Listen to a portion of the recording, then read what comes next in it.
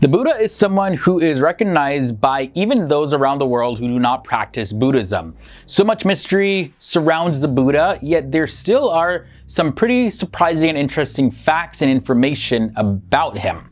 Welcome back to FTD Facts. My name is Leroy Kenton, and this is the first time that we're ever doing a dedicated video of the Buddha, and this is by request. So stick around until the end, guys. I don't want you to miss any of these facts. Okay, let's get into this one, starting at number 10. Let's look at the legends of Buddha. Many legends of the Buddha identify him as a prince or someone from a family with high status, but generally speaking, he is identified as the son of King Suddhodana Gautama. But despite this belief, there is not really any 100% reliable historical evidence for believing that the Buddha was a prince.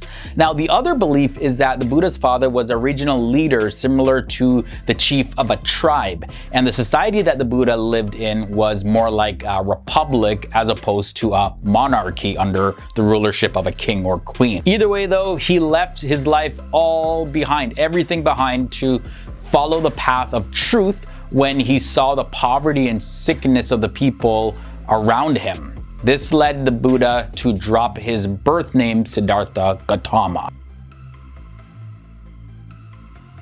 Now for fact number 9, let's look at the name Buddha. Now, many people think that the Buddha is a person, but in actuality, that's a misconception.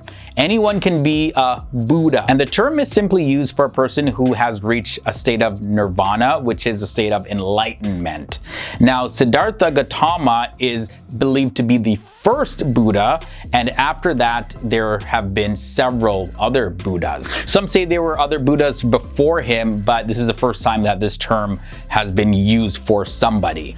Now, this is one of the reasons, by the way, why you'll see various different faces on statues depicting Buddha.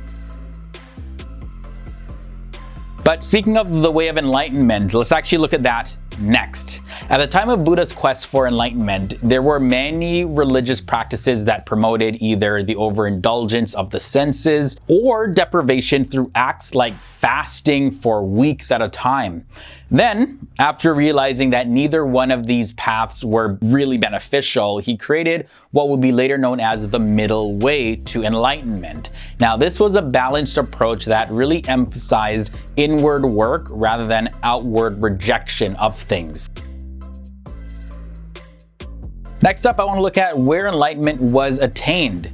To achieve enlightenment, young Siddhartha Gautama, he vowed to sit under a Bodhi tree and meditate until he transcended all suffering. Now, the end of an extremely long meditation session and mental battles that he was facing, he became awakened and was then known as the Buddha. Now, the Bodhi tree, which is also called the tree of awakening, is also known as the Bodhi fig tree or the Bo tree. So you may hear those terms depending on what source you look at in reference to this particular tree. But this specific tree was located in Bodh Gaya, Bihar in India. For fact number 6, Buddha was not a man of God. A large number of religious figures have claimed to be either gods, manifestation of gods, or prophets of gods. But Buddha, however, never actually claimed to be a god. He never claimed to be a prophet or a manifestation of the gods either.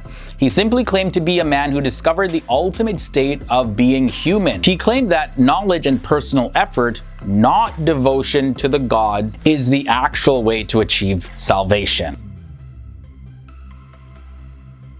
From there, let's look at fact number 5. Buddha was not a vegetarian. There's a popular perception of the Buddha being a very strict vegetarian, but it is said that not even the early Buddhist sources mention the Buddha being anything near vegetarian. As a matter of fact, many accounts actually describe the Buddha eating meat and also recommending meat broths to treat certain illnesses.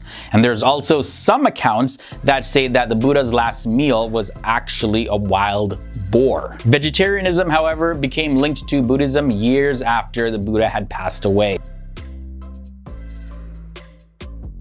Buddha also had one final request before he passed away. He taught and he traveled his entire life until the age of 80 years old, and that's the time when he passed away. But before that, his final request of his followers was this: All component things in the world are changeable. They are not lasting. Work hard to gain your own salvation. For fact number 3, did you know that there's also other Buddhas? And Buddhists now believe that there were other individuals who became Buddhas before Buddha. In Theravada Buddhism, it teaches that there are 28 Buddhas, having Gautama Buddha as the last one, while Mahayana Buddhism also recognizes various other Buddhas of celestial origin. On top of that, perhaps the most popular Buddha depiction is Budai, who was a Chinese monk, and he's often identified and being venerated as Maitreya Buddha in Chan Buddhism. And his nickname in Chinese is the Laughing Buddha, and he's also known in different parts around the world as the Fat Buddha. But he actually is not Buddha. Many people believe that though, and his name, Budai, by the way, means cloth sack in Chinese. So I just want to throw that in there and clear up that particular misconception around Budai. Now let's look at the date of birth next. Well, we can't actually look at the date of birth because nobody actually knows the date of birth of Siddhartha Gautama. It was said that he was either born in 536 BC or in 480 BC, and the details of his personal life were only passed down orally from generation to generation, and that's why there's no completely reliable source regarding the date of his birth. Either way, people agree on the fact that he was born in what is known as Nepal.